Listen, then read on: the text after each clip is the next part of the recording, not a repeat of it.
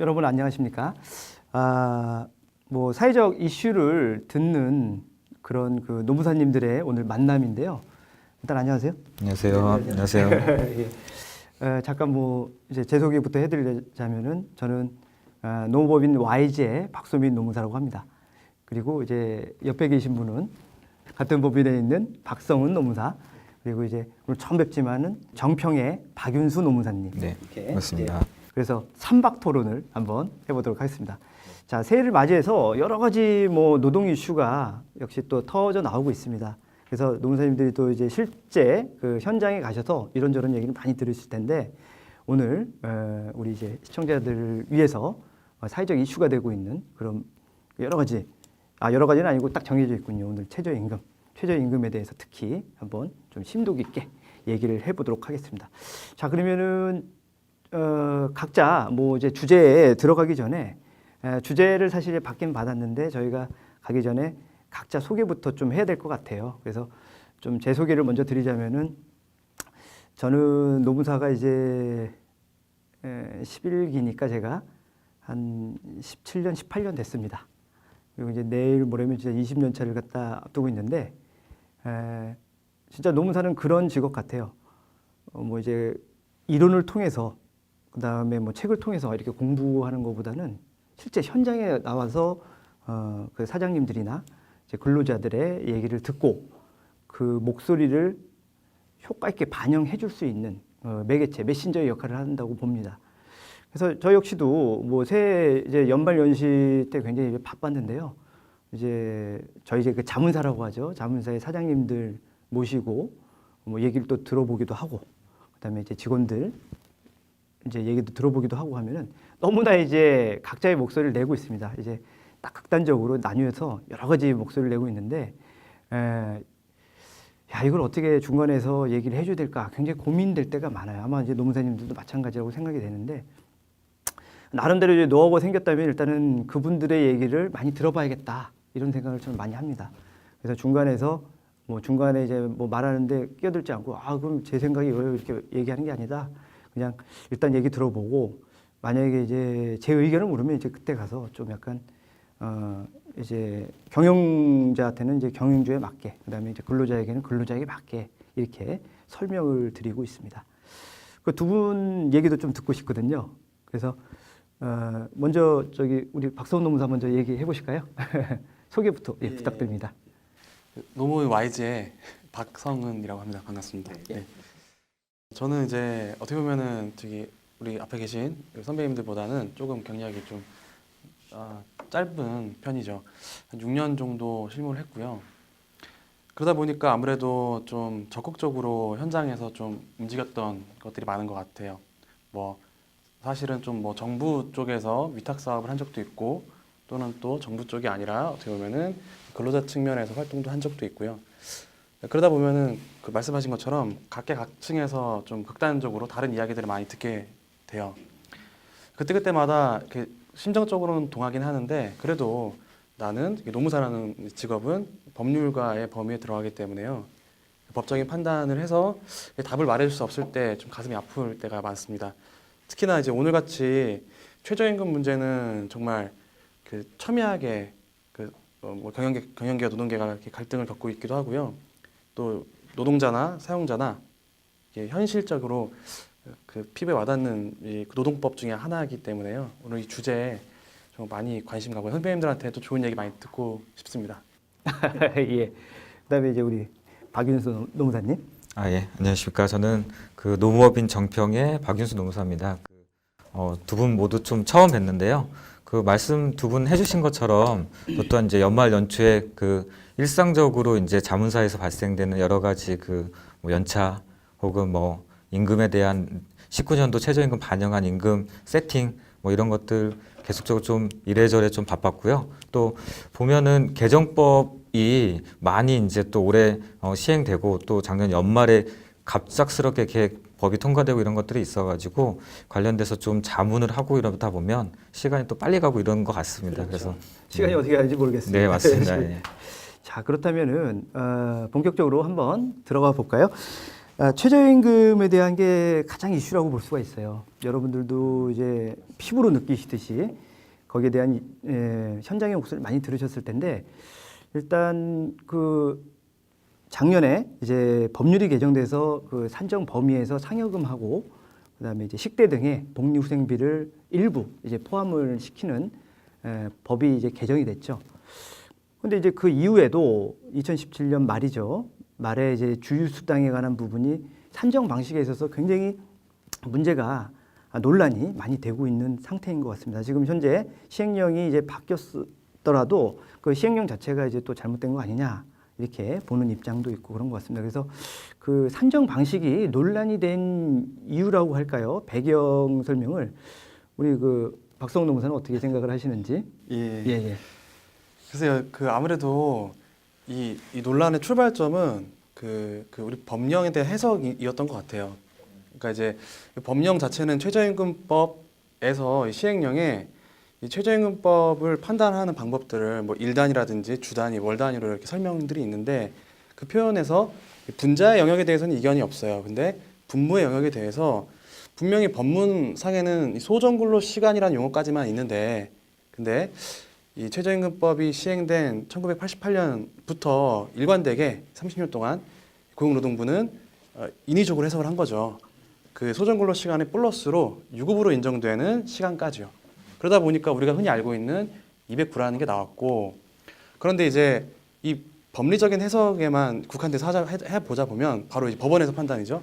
법원은 이 소정근로 시간만으로만 봤을 때는 이 유급으로 인정된 시간은 빼자 174시간 이 부분에서 문제가 생겼던 거죠. 그게 이제 배경이다. 우리 박윤수 노무사님은 어떻게 생각하시나요? 저도 노무사님 말씀하고 거의 유사한데요. 그 최저임금법 상에서는 그 최저임금 산정 기준 시간수라는 게 명확히 그 안 나와 있어서 근로기준법 저 시행령 그 통상임금 같은 경우는 유급 처리 시간수 이게 이제 말씀처럼 분모에 딱 들어가니까 그게 209다, 226이다, 243이다 이게 사업장마다 유급 처리한 시간만큼이 딱 정해져 있고 그거에 따라서 산정하면 되는데 최저임금법은 그게 없다 보니까 노동부에서는 옛날부터 유급 처리 시간을 포함해서 계산을 하고 계속적으로 지도하고 감독하고 시정 명령하고 이렇게 했는데 뭐 2007년도에 이제 대법원에서 소정근로시간수라는 그 법문상으로 해석을 해서 뭐 형사처벌 대상이 아니다라고 판결을 났었고 그다음에 또 작년에도 또 어떤 일본계 기업의 대표자에 대한 최저임금 위반에 대해서 이거는 소정근로시간수 174로 했을 때는 위반이 아니다 이렇게 하다 보니까 갑작스럽게 쟁점이 된 것 같습니다. 근데 보면 이게 갑자기 나온 거라기보다는 최저임금이 해석적으로 이렇게 상승을 많이 하다 보니까 거기에 따라서 사업주 경영자들은 부담을 많이 느끼고 그러다 보니까 우리도 114로 가볼까? 갈 수 있는 거 아니야? 이런 아마 논란 때문에 이런 대법원의 판결과 그다음에 이제 노동부의 행정해석 간의 괴리가 최저임금 인상과 좀 맞물리지 않았나 그런 생각이 듭니다. 네. 그렇다면은 아마 이제 기초가 없으신 노동법에 기초가 없으신 그 시청자분들은 209, 174 이게 무슨 얘기지? 이게 또 할 수가 있어요. 거기서 간략하게만 좀 설명을 좀 부탁드릴까요? 예. 뭐 저희 법정 근로 시간이 뭐 아시는 것처럼 일일 8시간 그다음에 일주 40시간이다 보니까 40시간의 법정 근로 시간을 이제 환산을 하게 되면은 174가 최대 근로 시간이고 그 월간의 114시간이 저희가 이제 얘기하는 최대 소정 근로 시간인데 지금 최저임금법 상에서는 그렇게 소정 근로 시간으로 표현이 돼 있단 말이죠. 근데 이제 그 노동부가 뭐 지도하거나 혹은 뭐 자료에서는 유급 처리 시간 저희가 소위 얘기하는 그쵸, 예, 주휴라던가 혹은 토요일에 대한 약정 휴일이나 휴무일 수당에 대해서도 유급 처리로 분모 분자에 다 넣어서 229, 226, 243 이렇게 맞춰주라고 하다 보니까 그래서 이제 그런 것들이 나온 겁니다. 예. 상세한 설명 감사드리고 자, 저도 이제 배경은 충분히 이제 들었으니까 그 여러분들의 뭐 아마 이제 노무사님들마다 약간 또 생각이 또 다를 수도 있을 것 같습니다. 그러면 이제 만약에 이런 논란이 되고 있는 주휴수당에 대해서 우리 이제 박윤수 노무사님 먼저 얘기 들어볼게요. 예, 어떻게 생각을 하시는지 좀 궁금합니다. 뭐 작년 같은 경우에 그 12월 달에 그 현대모비스가 신입 사원의 연봉이 5천이 넘는데도 최저임금 위반으로 시정명령을 고용노동부에서 했는데요. 이게 연봉 5천이 넘는데 어떻게 그렇게 되지? 이런 생각을 할 수 있는데 그 현대모비스 같은 경우는 상여금이 750%, 그리고 그게 또 연말에 성과급이 또 별도로 있고 하다 보니까 최저임금에 안 들어가는 이 기본급이 너무 낮았던 겁니다. 최저임금에 들어가는 기본이 너무 낮았던 겁니다. 그러다 보니까 이게 좀 이슈가 계속적으로 되고 있는 것 같고, 제 생각에는 이런 상황들을 고려할 때 오히려 대법원의 입장과 노동부가 좀 이렇게 다른 입장을 이번에 시행령 개정되면서 좀 더 깔끔하게 정리된 건 아닌가라는 생각을 하고 있습니다. 네. 거기에 대해서 우리 박성훈 농사님은 어떻게 생각하시나요? 사실 뭐 일부 물론 동의는 해요. 하는데 이제 최저임금 관련돼서 사실 이 논란이 지금 등장한 건 사실 아니거든요. 사실은 그 2007년도에도 그렇고 분명히 대법원에서 판결을 내려줬음에도 불구하고 그것을 무시한 것이 좀 있고, 그리고 이번에도 마찬가지로 판결이 나오고요. 이 지금 최저임금이 사실 그 2007년만 해도 지금의 절반 수준도 안 됐을 거란 말이에요. 3,000원대 정도. 그렇기 때문에 이 갑작스러운 최저임금 상승에 대해서 아무래도 국가가 이제 노동 정책적으로 보완되는 것들이 좀 미흡하고 현실에 맞지 않기 때문에 이런 것들이 자꾸만 제기되는 것 같아요. 소상공인협회에서도 소송을 걸었는데 기각됐죠. 네.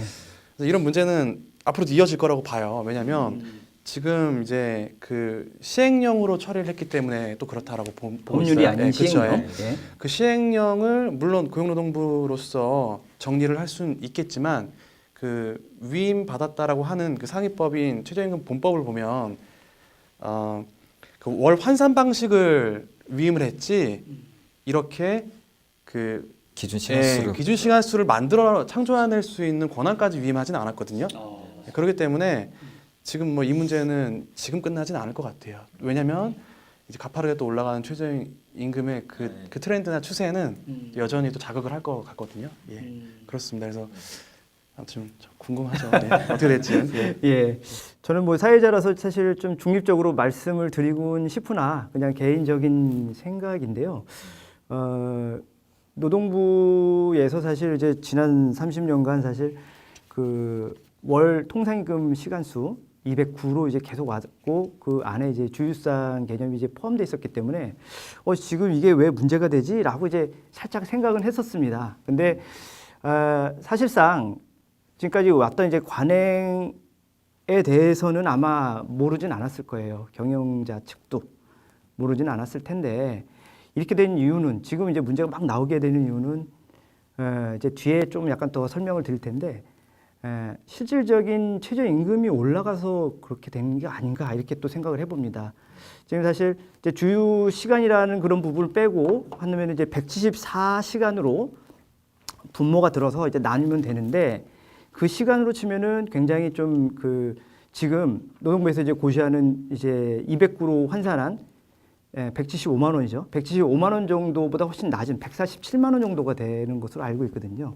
그래서 그 방식, 즉 주휴 시간을 빼고 공제하고 산정하면은 147만 원이기 때문에 지금 이제 사용자 측도 147만 원이 실질적인 그 한 달 기준의 최저임금이 아니냐 이렇게 생각을 하고 있는 것 같습니다. 그래서 최저임금이 이제 갑자기 조금 이제 우리 정부 들어서서 좀 많이 올라가는 추세에 있다 보다 보니까 주휴 수당에 대한 문제도 주휴 시간에 대한 문제도 더불어서 이렇게 같이 나온 것 같은 생각을 개인적으로 하고 있습니다. 자, 다음으로는 이제 현장의 목소리를 한번 우리가 좀 어떤지 본인의 케이스를 가지고 한번 좀 생각을 해볼 텐데요. 저 역시도 요즘 그런 얘기를 많이 듣습니다. 최저임금이 이제 개정법에 의해서 인상이 됐는데 이게 실질적으로 잘 적용되고 있을까? 뭐 진짜 당장 뭐 보이콧하는 그런 단체들도 있고요. 소상공인 협회나 이런 부분들. 그리고 이걸 가지고 지금 뭐 이제 위헌 소송을 한다든지 이런 이제 움직임도 사실 보이고 있습니다. 그래서 시행령 자체도 지금 이제 법률로 바뀐 게 아니기 때문에 완벽하게 뭐 정리가 되었다 이렇게 보기는 좀 어려운 입장이에요.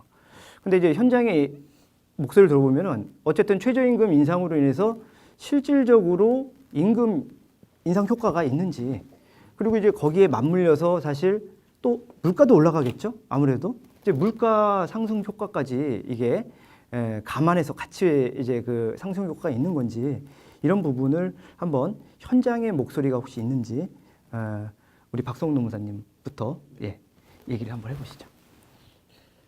우선은 이제 조금은 좀 다른 이야기가 될 수 있는데요. 좀 넓게 보자면은 지금 현재 저 같은 경우는 기업 입장에서는 중소기업 중앙회에서 K비즈 거기서 이제 경영지원단으로서 이제 최저임금 소방수가 되고 있습니다. 12월 1월 달 이 기간 동안. 또 한편으로는 제가 원래부터 해왔던 활동이 청소년 근로 권익을 보호하는 역할. 그렇죠. 위원하고 계시죠. 꾸준히 하고 있습니다. 상충될 수도 있겠네요. 잘. 이게 네. 오늘은 이 상담을 했는데 또 다음 날은 이 상담을 하게 되고 아무튼 정 반대되는. 들리는 목소리를 먼저 예, 제가 예, 좀 예. 공개를 해드리자면 우선은 이제 바로 전화가 쇄도했어요. 12월 달부터 이 개정법이 어떻게 되느냐, 우리는 어떻게 우리 거는 어떻게 변화를 어떻게 주면 가능성은 있느냐, 우리 사업자는 어떻게 되는 거냐? 혹시나 가능성은 있느냐, 마냥 올릴 수밖에 없느냐라고 했을 때에 이 산입범이 말씀하신 거 산입범위도 활용할 수 있고 또 이렇게 우리들이 흔히들 임금 체계 변경할 때마다 할 수 있는 것들 뭐 비과세 식대 아직 안 들어간 것들 없앤다거나 아니면 뭐 근로 시간들을 단축한다든지 이런 걸 통해서 대부분 좀 말씀드릴 만한 회사들이 좀 종종 있더라고요. 결국은 이제 올라가지는 않는 것 같다는 것도 보이고요. 그리고 마찬가지 같아요. 저기 청소년들 상담하다 보면은 갑자기 1월 달에 이렇게 해고 많이 됐다라고. 해고가. 해고됐는데 해고 잘린 거죠. 그러니까 최저임금 올라가서. 해고 결상 받을 수 있어라는 질문들이 너무 많이 왔어요. 그러니까 이거 보면은 임금은 분명히 16.4%를 올렸는데 10.9%죠. 올렸는데 일자리를 잃어버린 거죠. 이 경우에서도 고용 안정 임금은 측면에서. 이제 오르지 않았다라고 평가할 수 있을 것 같고요. 일단 잘 들었고 우리 이제 노무사님, 박윤수 노무사님.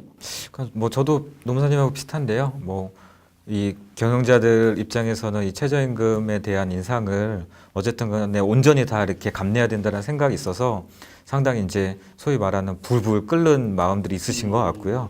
그리고 이제 뭐 노동자들, 근로자들 입장에서는 그거를 이제 뭐 다른 편법적인 방법으로 하는 거 아니냐 이런 의심도 있고 그리고 그러다 보니까 임금 총액은 유지되면서 그러니까 올라가지 않으면서 최저임금은 대응하는 전략에 나는 좀 상대적 피해를 받았다 이런 분들도 계시는데 전반적으로 입장 차이는 좀 있습니다. 근데 전반적으로 작년에 16.4% 또 올해 10.9% 올라가면서 그래도 이제 총액이 늘고는 있는 것 같긴 합니다.